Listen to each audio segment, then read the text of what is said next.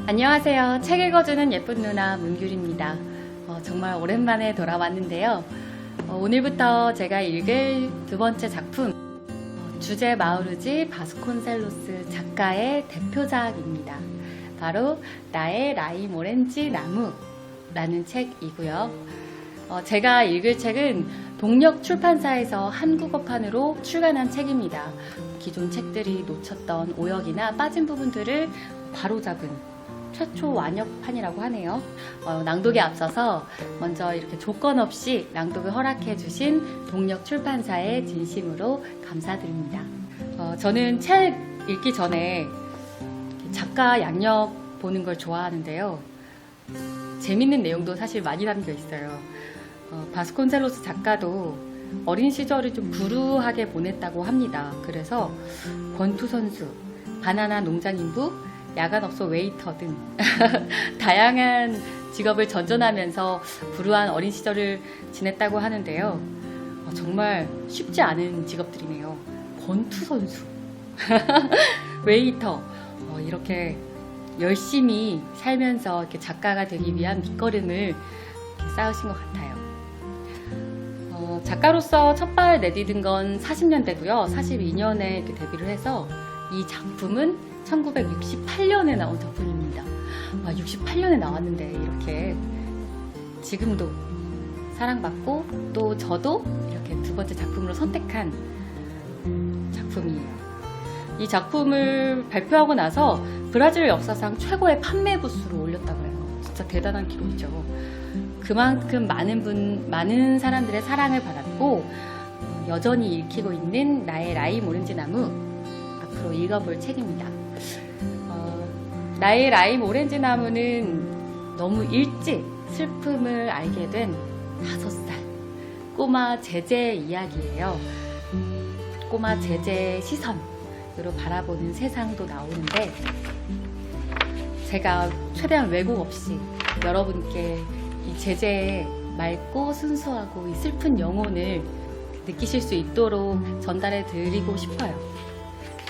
총 14개 챕터로 나뉘어져 있더라고요. 1부, 2부가 있고 1부에 5개 소제목이 있고 2부에 또 9개 소제목이 있는데, 그래서 총 14개라서 한 번 업로드할 때 2개씩 제가 읽어드리도록 하겠습니다.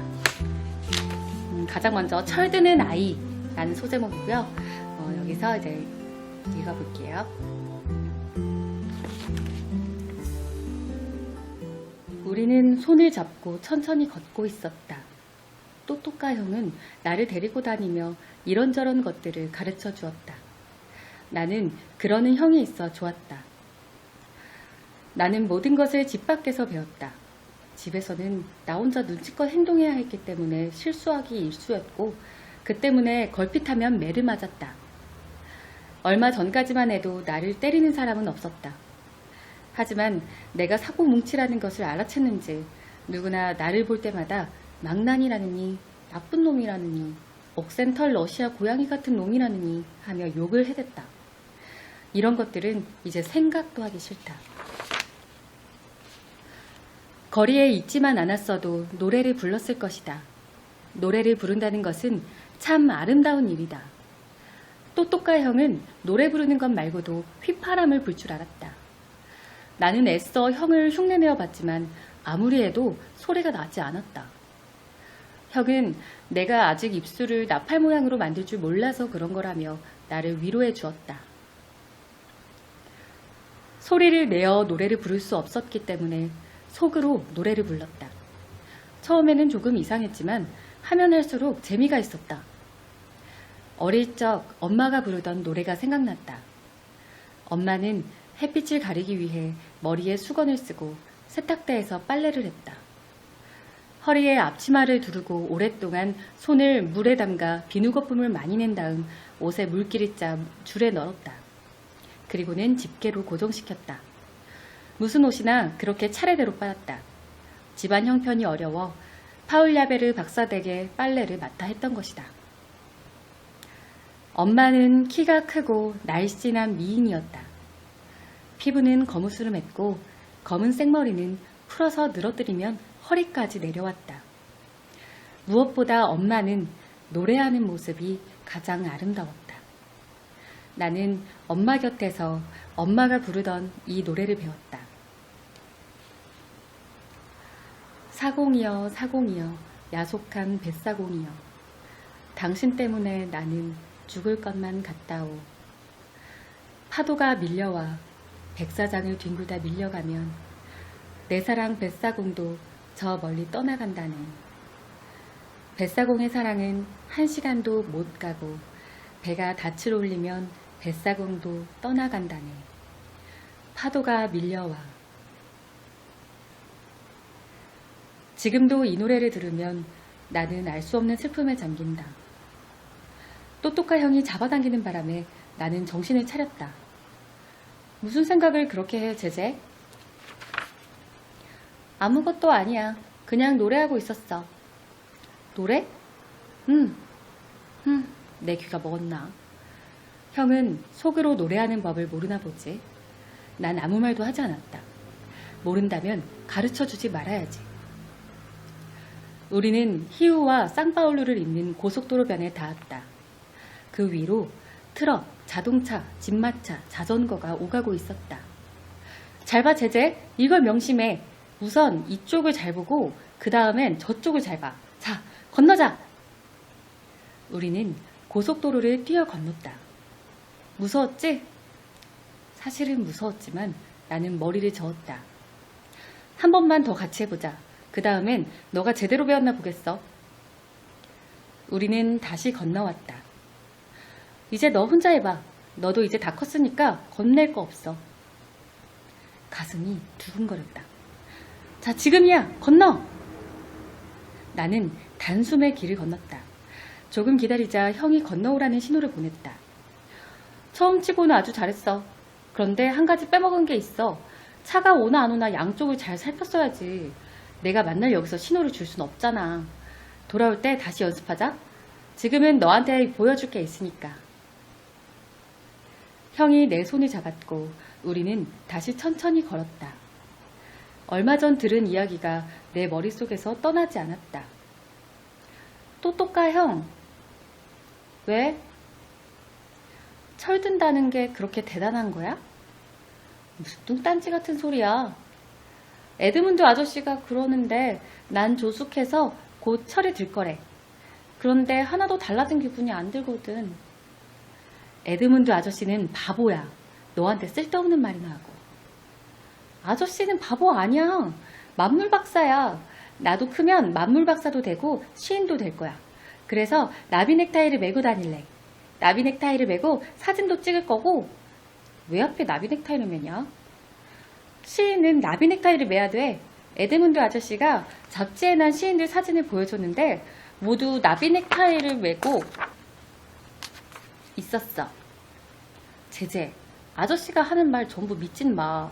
아저씨는 약간 미친 데다가 거짓말쟁이야.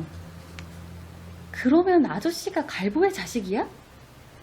야, 너 그런 말 하다가 입을 얻어맞았으면서도 계속 그런 말을 하냐? 에드문드 아저씨는 그건 아니야. 약간 미쳤다고만 했잖아. 정신병자 몰라? 아저씨는 거짓말쟁이라면서. 거짓말쟁이하고 그게 무슨 상관이야? 상관 있어. 지난번에 아빠가 세베리노 아저씨랑 카드놀이를 하시다가 라본네 아저씨를 두고 그 늙은 갈보 자식은 무슨 거짓말쟁이라니까 라고 했단 말이야. 그렇게 말해도 아빠 입을 때리는 사람은 아무도 없던데? 어른들은 그런 말 해도 괜찮아. 그래도 나쁘지 않아. 우리는 잠시 이야기를 멈췄다. 에드문드 아저씨가 그게 아니라면 똑똑하 형, 그럼 정신병자는 뭐야? 형은 손가락을 빙빙 돌리며 머리가 돌았다는 표시를 했다. 아니야, 아저씨는 그렇지 않아. 좋은 사람이야. 나한테 가르쳐주는 게 얼마나 많은데. 그리고 지금까지 날 딱 한 번밖에 안 때렸어. 그것도 별로 안 아프게. 똑똑하 형은 깜짝 놀라 펄쩍 뛰었다. 아저씨가 널 때렸어? 언제? 글로리아 누나가 나 때문에 못 살겠다고 하면서 나를 진진이 할머니 집에 보냈을 때 아저씨가 신문을 읽으려고 안경을 찾았는데 안경이 없어졌어. 여기저기 막 뒤지다가 진진이 할머니한테 물어봤는데 할머니도 못 봤다는 거야. 아저씨랑 할머니가 집안을 뒤집어 엎다시피 하며 찾았어. 그때 내가 구슬사게 1도스땅만 주면 어디 있는지 가르쳐준다고 했어. 그러니까 아저씨가 조끼 주머니에서 1도스땅을 꺼내면서 돈을 줄 테니 찾아봐라 해서 빨래통에 가서 안경을 꺼내왔거든. 그랬더니 아저씨가 이 못된 놈 같으니라고 내 놈 짓이었구나 라고 욕을 하면서 내 엉덩이를 한 대 때린 다음에 돈을 도로 뺏어갔어. 또또까 형이 깔깔거리며 말했다. 매를 피해갔는데 거기서도 매를 맞았군. 좀 빨리 가자. 이러다간 영영 못 가겠다. 난 계속 에드문드 아저씨 생각을 했다. 또또까 형, 어린애들도 퇴직자야? 뭐라고? 에드문드 아저씨는 일도 안 하는데 돈을 받잖아. 일도 안 하는데 시청에서 매달 아저씨한테 돈을 줘. 그래서? 애들도 일 안 하고 밥만 먹고 잠만 자는데 엄마 아빠가 돈을 주잖아. 퇴직자는 달라, 제재. 퇴직자는 에드문드 아저씨처럼 이미 일을 많이 해서 머리가 하얗게 새고 느릿느릿 걷는 어른들을 말하는 거야. 제재, 골치 아픈 제 생각 좀 그만해라. 너는 아저씨한테 배우는 걸 좋아하니까 아저씨한테 물어봐. 나한테는 그런 거 묻지 말고. 그리고 너도 좀 다른 애들처럼 굴어. 욕을 하는 건 괜찮은데 그 조그만 머리로 그렇게 어려운 생각은 좀 그만해. 계속 그러면 너랑 안 놀 거야. 난 기분이 상해서 더 이상 이야기하고 싶지 않았다. 당연히 노래하고 싶은 마음도 싹 사라졌다. 내 속에서 노래하던 작은 새도 멀리 날아가 버렸다. 우리는 걸음을 멈췄다. 또또까 형이 어느 집을 가리켰다. 저 집이야. 맘에 드니? 하얀 벽에 파란 창문이 달린 그저 평범한 집이었다. 문은 모두 잠겨있어 조용했다. 그런데 왜 이리로 이사하는 건데? 이리로 이사하는 게 더 좋으니까. 울타리 너머로 마주보고 서 있는 망고나무와 따마린두 나무가 보였다. 머리 좋은 너도 집안 형편이 어떻게 돌아가는지는 눈치 못 챘나 보구나. 아빠가 일자리를 잃었다는 건 너도 알지? 아빠가 스코트필드 씨랑 싸워서 쫓겨난 지가 6달이 넘었어.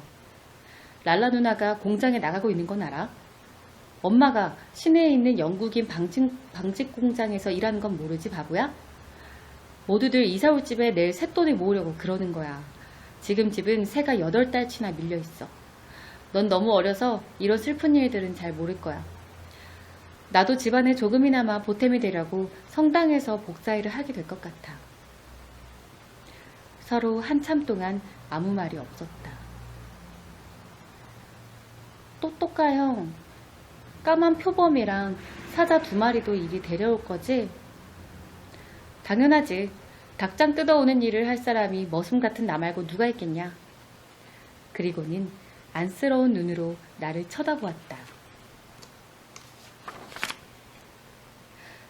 내가 동물원을 뜯어다 여기에 다시 만들어줄게. 나는 조금 마음이 놓였다. 그것이 없어지면 동생 루이스를 위해 새로운 놀거리를 마련해야 하기 때문이다. 그것 봐, 제재. 내가 얼마나 너한테 잘해주니?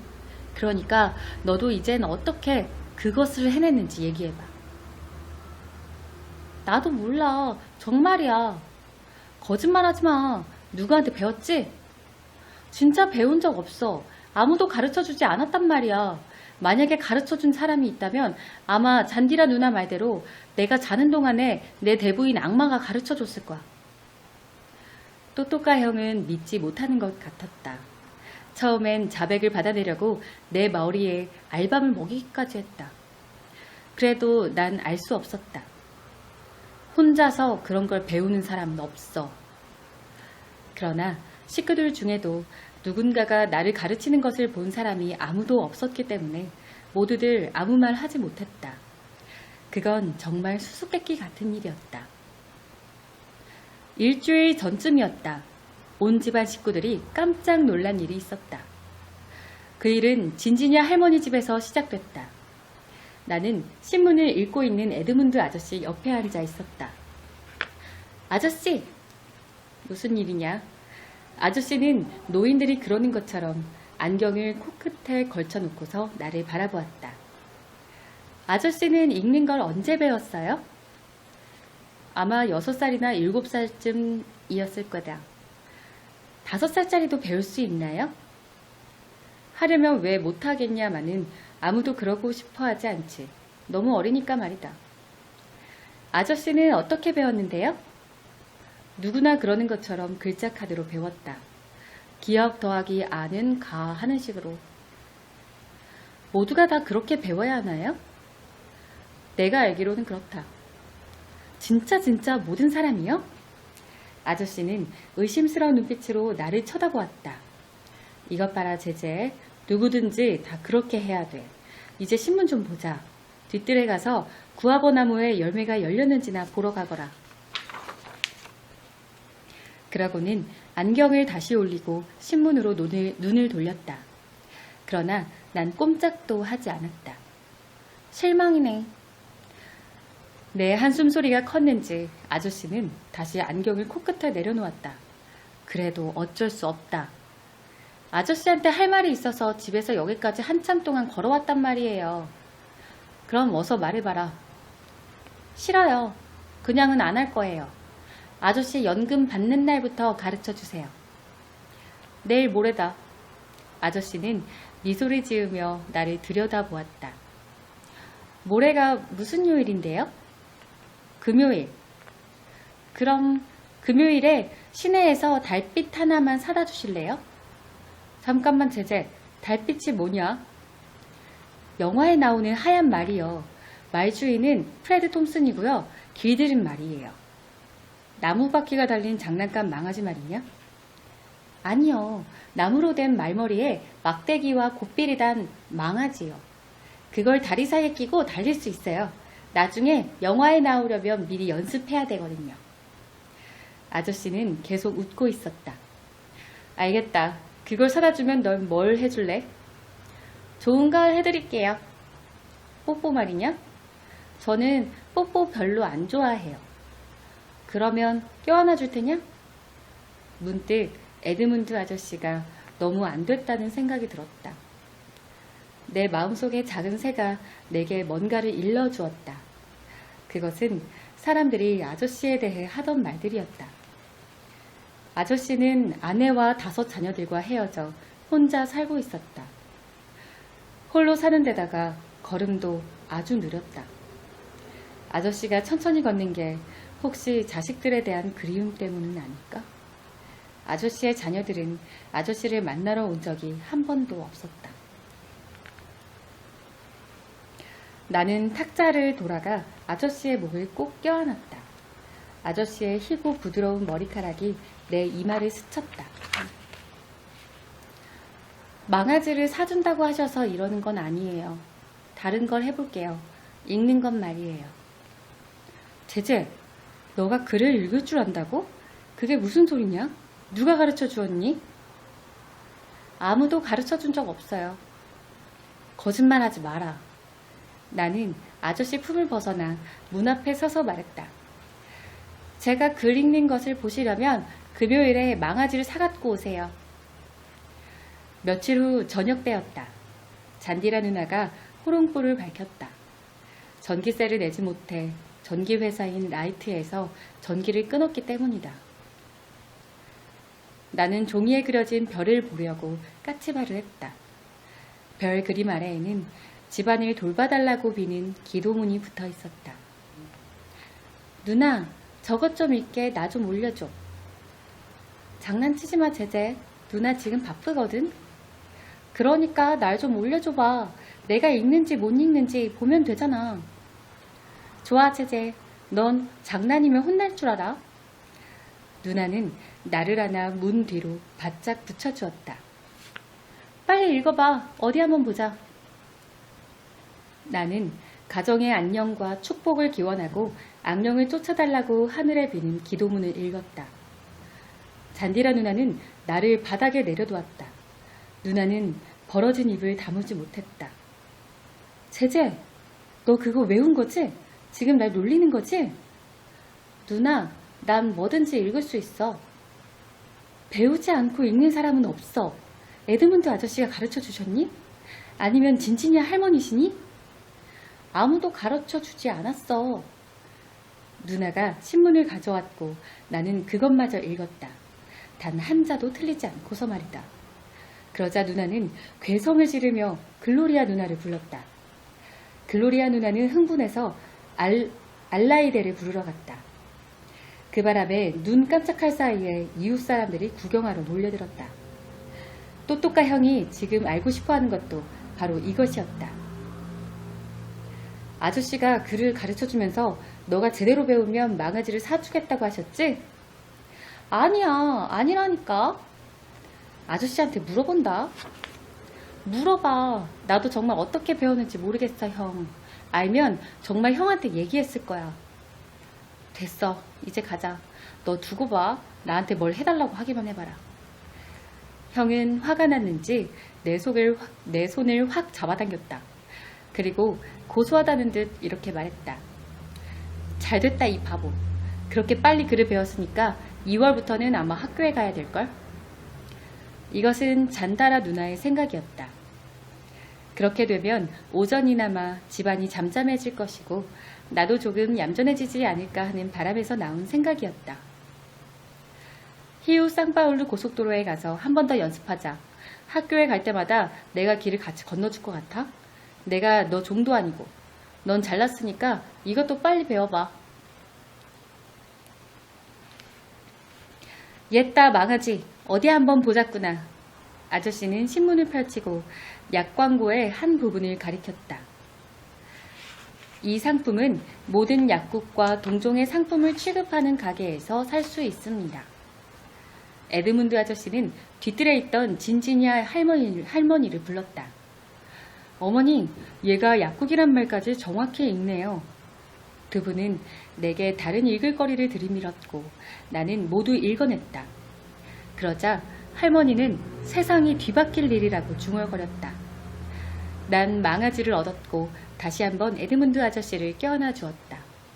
그러자 아저씨는 내 턱을 받쳐들고 감격에 겨운 목소리로 말했다. 넌 큰 인물이 될 거다, 요 녀석. 네 이름을 주제라고 지은 것도 우연이 아니라니까. 넌 태양이 될 거야. 별들이 내 주변에서 빛나게 될 게다. 난 아저씨가 하는 말을 이해할 수 없어 아저씨를 멀거니 바라보았다. 아저씨는 정말 정신병자가 아닐까 하고 생각했다. 넌 이해 못할 거야. 이집트의 요셉에 대한 이야기란다. 네가 조금 더 크면 얘기해주마. 난 이야기라면 사족을 못 썼다. 게다가 어려운 이야기라면 반쯤 미쳤다. 나는 한동안 망아지를 쓰다듬다가 에드문드 아저씨에게 물었다. 아저씨, 다음 주쯤이면 제가 많이 커 있을 것 같지 않으세요? 이제 두 번째 어떤 라임 오렌지 나무 부분을 읽어보겠습니다. 우리 집에서는 형과 누나들이 어린 동생들을 차례로 맡아 보살폈다. 잔디라 누나는 글로리아 누나와 북쪽 지방의 양녀로 간 다른 누나를 돌봐주었다. 안토니우 형도 잔디라 누나의 몫이었다. 랄라 누나는 얼마 전까지 나를 돌봐주었다.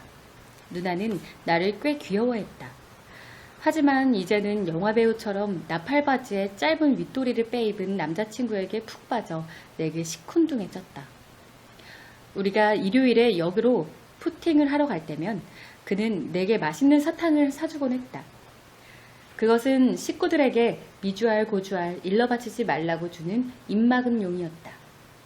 나는 그래서 에드문드 아저씨에게조차 푸팅이 무언지 물을 수가 없었다. 내 밑으로 있던 동생 둘은 아주 어렸을 때 죽었다. 어른들이 하는 말을 듣고 알았는데 그 애들은 까무잡잡한 피부와 까만 생머리를 가져 영락없는 삐나제 인디언처럼 생겼다고 한다. 그래서 여자아이에게는 아라치, 사내 아이에게는 주란디르라는 이름을 붙였다고 한다. 그 다음에 태어난 아이가 막내 루이스였다. 루이스를 주로 돌봐주는 사람은 글로리아 누나였고 그 다음이 나였다. 사실 루이스는 아무도 돌볼 필요가 없었다. 너무 예쁘고 착하고 조용해서 있는지 없는지조차 모를 정도였기 때문이다. 그래서 루이스를 떼어놓고 밖에 나가 놀고 싶다가도 그 아이가 또박또박 앙증맞게 말을 걸어오면 어찌나 귀여운지 마음을 고쳐먹을 수밖에 없었다. 제제 형, 동물원 놀이하자. 응? 오늘은 비가 올 것 같지 않은데? 그치? 귀엽기도 해라. 말을 어쩜 이렇게 똑 떨어지게 하는지. 이 다음에 훌륭한 사람이 될 거야. 나는 맑게 갠 푸른 하늘을 쳐다보았다. 그러자 거짓말할 용기가 나지 않았다. 나는 가끔 동물원 놀이가 하기 싫을 때면 이렇게 말하고는 했다. 미쳤니, 루이스? 저기 폭풍우가 몰려오는 것 좀 봐. 하지만 오늘은 동생의 조막손을 잡고 뒤뜰로 모험을 나서기로 했다. 뒤뜰에서는 3가지 놀이를 할 수 있었다. 동물원, 그리고 줄리뉴 아저씨 내에 잘 단장된 울타리 가까이에 있는 유럽. 그런데 왜 유럽일까? 글쎄, 그것은 내 마음속의 작은 새도 몰랐다. 유럽에서는 빵지 아숫가루 바위산의 케이블카 놀이를 했다. 단추 상자를 가져다 단추의 끈을 꿰면 케이블카 놀이를 할 수 있었다. 에드문드 아저씨는 끈을 줄이라고 말했다. 난 줄을 죽과 혼동했다. 아저씨는 발음이 서로 비슷하지만 죽은 음식이라고 설명해 주었다. 아무튼 끈의 한쪽 끝은 울타리에, 그리고 다른 한쪽은 루이스의 손끝에 메고 단추들을 하나씩 천천히 내려보낸다. 케이블카마다 우리가 알고 있는 사람들이 가득 타고 있다. 그 중에서 까만 단추는 내 흑인 친구 비리끼뉴의 케이블카였다. 우리가 케이블카 놀이를 하고 있을 때면 울타리 너머에서 이런 말이 들려왔다. 제제, 너 우리 집 울타리 망가뜨리고 있는 건 아니지? 아니에요, 디메린다 아줌마. 와서 보세요. 그래야지. 동생하고 얌전히 놀아라. 그게 더 좋지 않니? 그것이 더 좋을 수도 있지만 내 대부인 악마가 나를 부추길 때는 장난을 치는 것보다 더 좋은 일은 없었다. 아줌마, 작년처럼 크리스마스에 달력 하나 선물해 주실래요? 작년에 준 것은 어떻게 했니? 우리 집에 와서 보세요. 빵 바구니 위에 걸어놨어요. 아줌마는 웃으면서 그러겠다고 약속했다. 그녀의 남편은 쉬꾸 프랑꾸 상점의 점원이었다. 우리는 루시아누를 데리고 놀 때도 있었다. 처음에 루이스는 루시아누가 너무 무거워 내 바짓가랑이를 잡아끌며 돌아가자고 떼를 썼다. 하지만 루시아누는 내 친구였다. 내가 다가가면 떠들썩하게 울어댔다. 글로리아 누나도 루시아누를 좋아하지 않았다. 박쥐는 흡혈귀라서 아이들의 피를 빨아먹는다고 말했다. 아니야 누나, 루시아누는 안 그래. 걘 내 친구야. 날 알아본단 말이야. 너를 누가 말리겠니? 벌레를 좋아하지 않나. 물건들하고 얘기를 하잖아. 루시아누가 벌레가 아니라는 것을 설명하는 것은 여간 힘든 일이 아니었다. 루시아누는 알폰소스 들판 상공을 날아다니는 비행기였다. 저것 좀 봐, 루이스! 그러자 루시아누는 우리의 말을 알아듣기라도 한 것처럼 우리 주위를 신나게 맴돌았다. 루시아누가 내 말을 알아들은 것이 틀림없었다. 루시아누는 비행기야. 루시아누는 지금... 나는 기억을 더듬었다. 아무래도 아저씨한테 다시 가르쳐달라고 해야 할 것 같았다. 곡의 비행인지 곡의 비행인지 공의 비행인지 기억이 가물가물했다. 그 중에 하나인 것만은 확실했지만 동생한테 잘못 가르쳐줄 수는 없었다. 다행히도 루이스는 지금 동물원 놀이를 하고 싶어 했다. 우리는 낡은 닭장 근처로 갔다. 닭장 속에는 땅을 파고 있는 와 너무 순해서 우리가 벼슬 만져도 가만히 있는 검은 암탉 한 마리가 있었다. 입장권부터 사자. 내 손 꼭 잡아. 사람들이 많아서 길을 잃을지도 모른단 말이야. 일요일이라서 사람이 정말 많다. 그치? 동생은 고개를 들어 사방을 두리번거리더니 내 손을 더욱 꼭 쥐었다. 매표소에서 나는 배를 쑥 내밀고 헛기침으로 인기척을 냈다. 그리고 호주머니에 손을 찌른 채 판매원에게 물었다. 몇 살까지 돈을 안 내도 됩니까? 5살까지입니다. 그럼 어른표 한 장만 주시오. 난 입장권 대신 오렌지나무 잎사귀 2장을 따서 안으로 들어갔다. 먼저 예쁜 새들을 보러 가자. 알록달록한 앵무새랑 잉꼬랑 금강 앵무새를 봐. 여러가지 색의 깃털로 덮인 저 새가 무지갯빛 금강 앵무새란다. 신기한 듯 루이스의 눈이 휘둥그레졌다. 우리는 천천히 걸으며 여기저기를 둘러보았다. 너무 속속들이 보는 바람에 의자에 앉아 오렌지 껍질을 벗기고 있는 글로리아 누나와 랄라 누나까지도 보고 말았다. 나를 쳐다보는 랄라 누나의 눈초리가 심상치 않았다. 벌써 들통난 건가? 그렇다면 이 동물원 놀이도 어떤 녀석 엉덩이에 몽둥이 찜질로 막을 내리겠군. 그 어떤 녀석이라는 건 나 말고 또 누가 있을까? 제재 형, 이젠 뭘 보러 갈 거야? 나는 다시 배를 쑥 내밀고 헛기침을 했다. 이제 원숭이 우리로 가보자. 에드문드 아저씨가 늘 잔나비라고 부르는 원숭이 말이야. 우리는 바나나 몇 개를 사서 원숭이들에게 던져주었다. 이것은 원래 해서는 안 되는 일이었다. 하지만 사람들이 많아 경비원들은 눈치를 채지 못한 것 같았다. 너무 가까이 가지 마. 저 녀석들이 너한테 바나나 껍질을 던진단 말이야.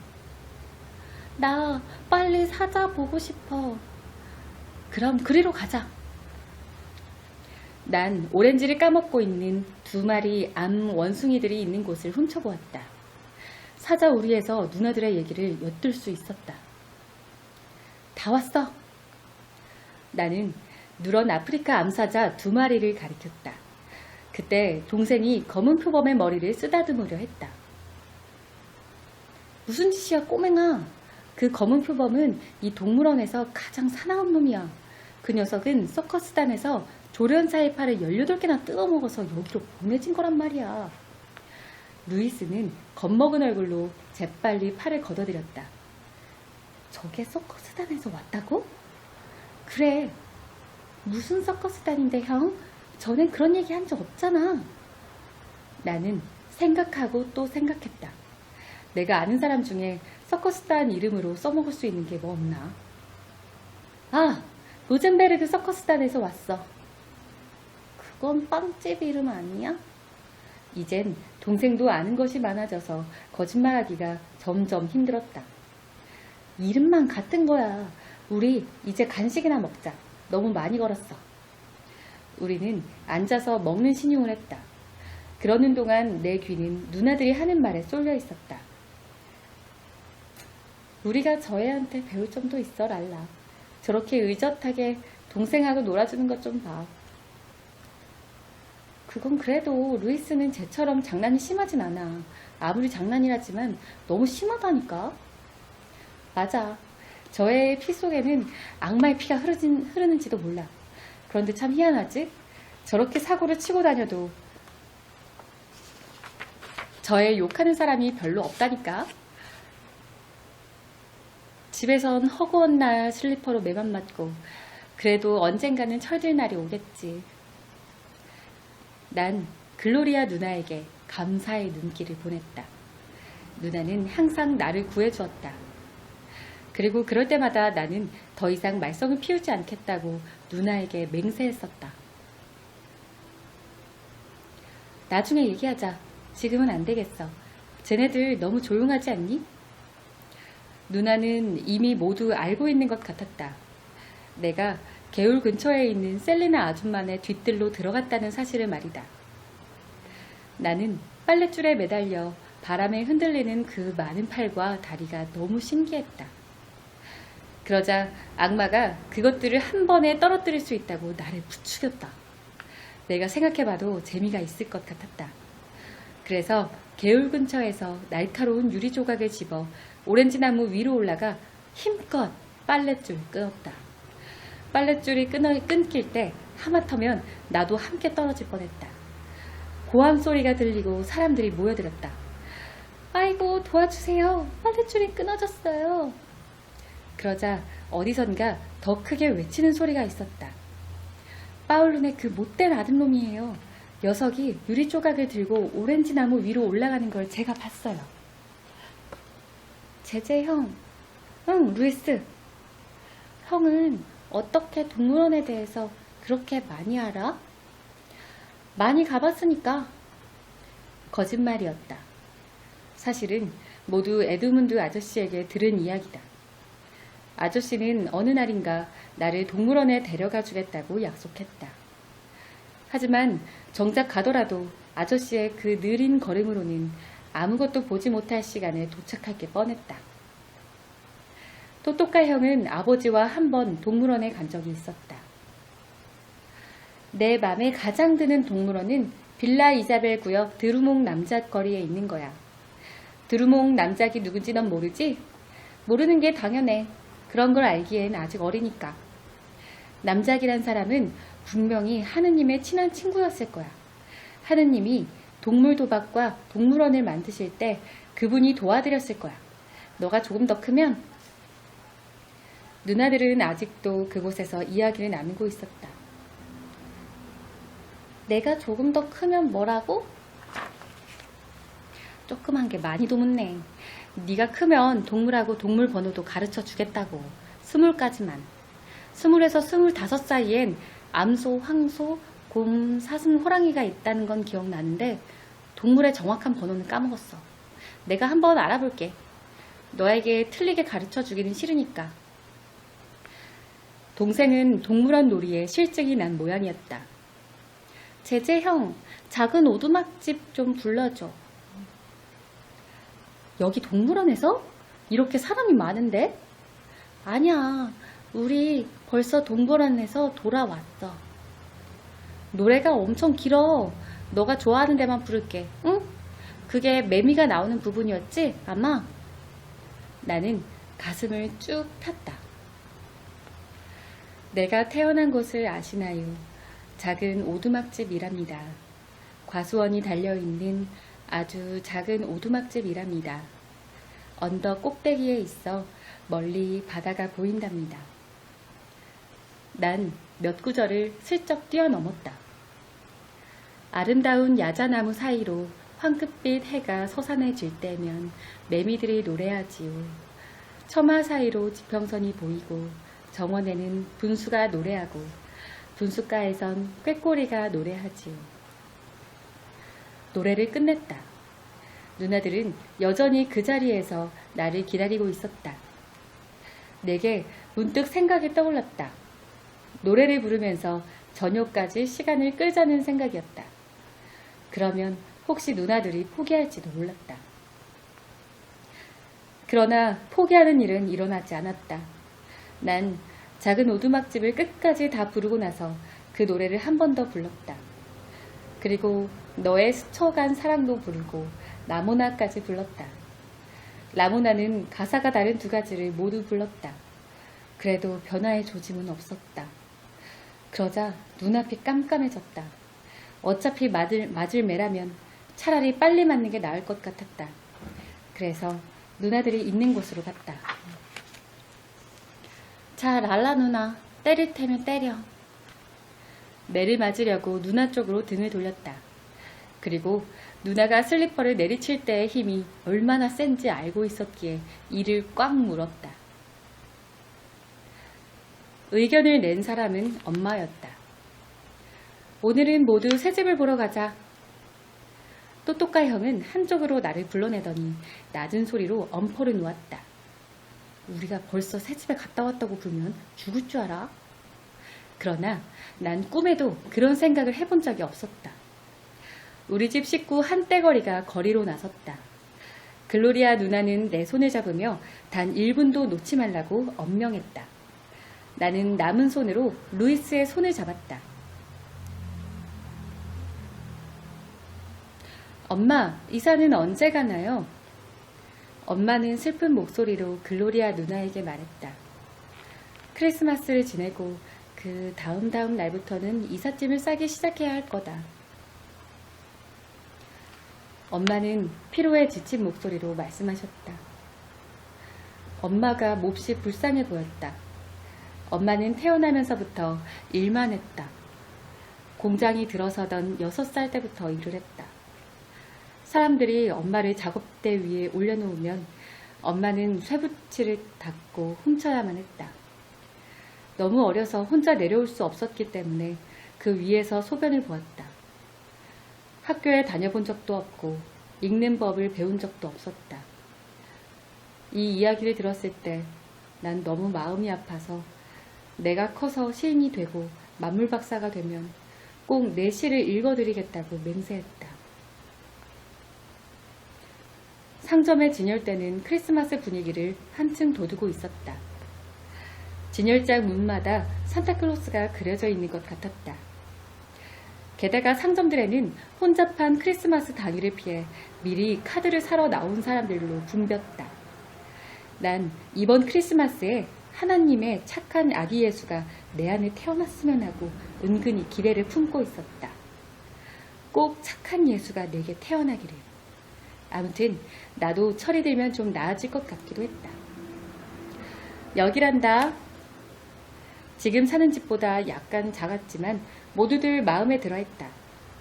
엄마가 또또까 형의 도움을 받아 대문에 철사줄을 풀고 문을 열자 형제들이 후다닥 안으로 뛰어들어갔다. 글로리아 누나는 다 큰 처녀라는 사실도 잊고 내 손을 밀쳐내고 몸을 흔들며 달려들어갔다. 그리고 망고나무를 껴안았다. 이 망고나무는 내 거야. 내가 먼저 발견했으니까. 안토니오 형도 타마린드 나무를 껴안고 누나와 똑같이 말했다. 나를 위해 남은 것은 하나도 없었다. 난 울상을 지으며 글로리아 누나를 쳐다보았다. 그럼 나는 누나? 바보야, 빨리 뒤쪽으로 가봐. 나무가 더 있을 거야. 달려가 보았지만 거기엔 수북히 자란 풀과 가시가 많은 늙은 오렌지 나무 몇 그루, 그리고 개울 곁에 있는 조그마한 라임 오렌지 한 그루뿐이었다. 난 속이 상했다. 모두들 침실을 둘러보며 방을 정하고 있었다. 난 글로리아 누나의 치마를 잡아당겼다. 아무것도 없어. 너가 제대로 찾아보지 않아서 그래. 내가 찾아줄 테니까 잠깐 기다려.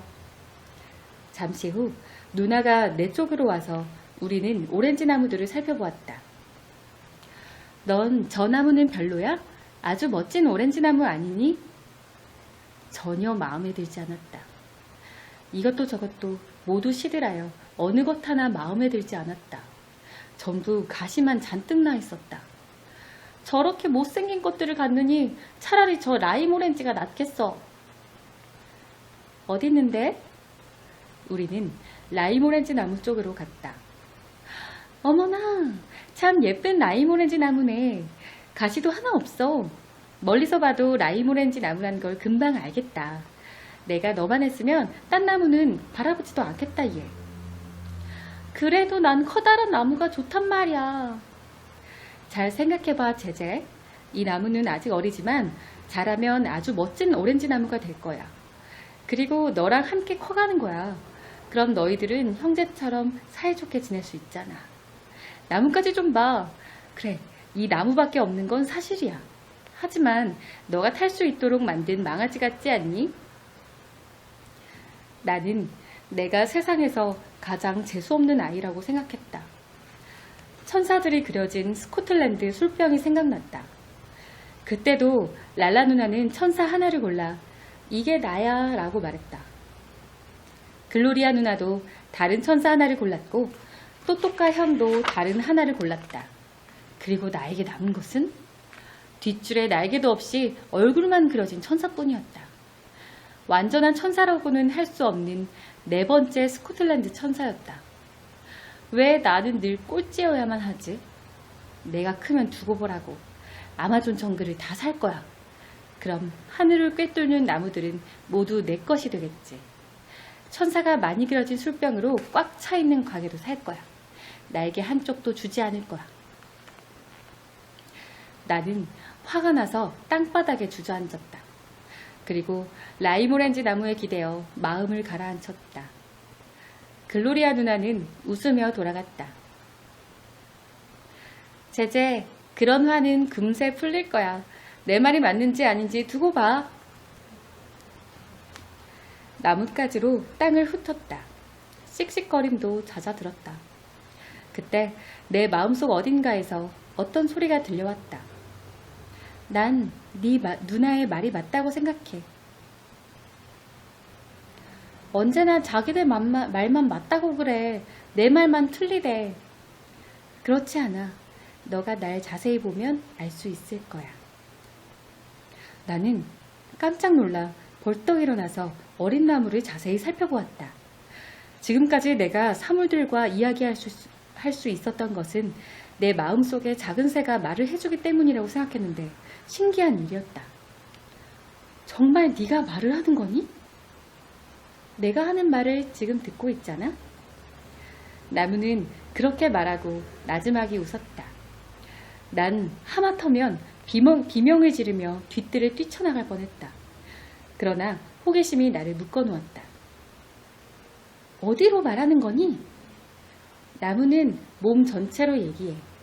잎으로도 얘기하고 가지랑 뿌리로도 얘기해. 들어볼래? 그럼 귀를 내 몸에 대어봐.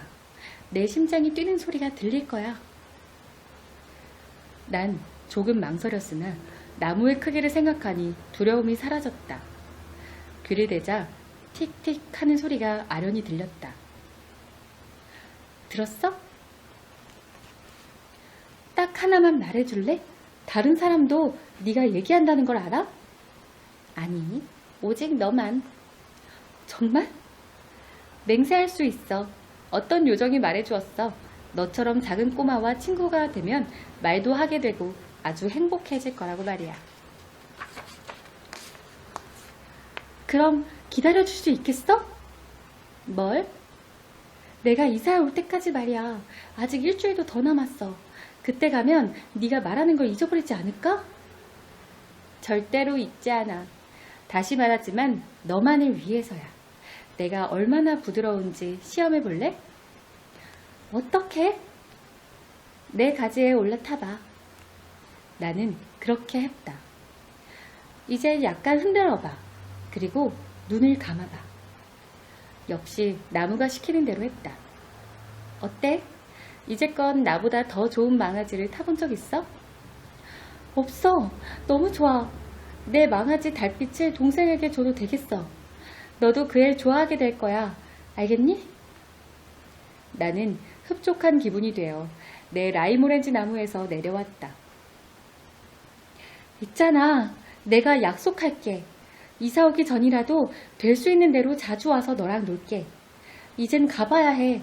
다들 벌써 저기 나가고 있거든. 하지만 친구끼리 이런 식으로 헤어지지는 않아. 쉿! 저기 누나가 오고 있어. 내가 나무를 껴안고 있는 바로 그때 글로리아 누나가 다가왔다. 잘 있어, 친구. 넌 세상에서 가장 멋진 나무야. 내가 뭐라 그랬니? 그래, 맞아. 이제는 누나나 형이 망고나무나 따마린두 나무랑 바꾸자고 빌어도 안 바꿀 거야.